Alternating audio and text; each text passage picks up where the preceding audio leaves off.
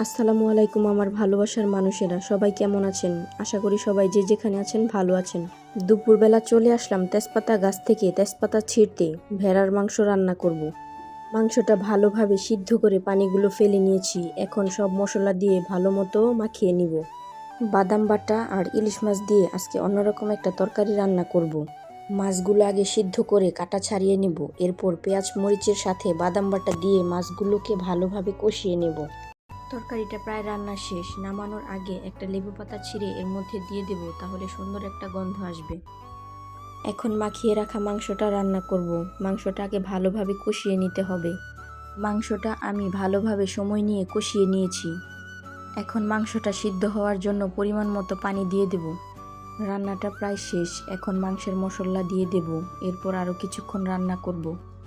আজকের মতো আমাদের দুপুরের রান্না শেষ। কথা হবে অন্য কোনো ব্লগে। সেই পর্যন্ত সবাই ভালো থাকবেন।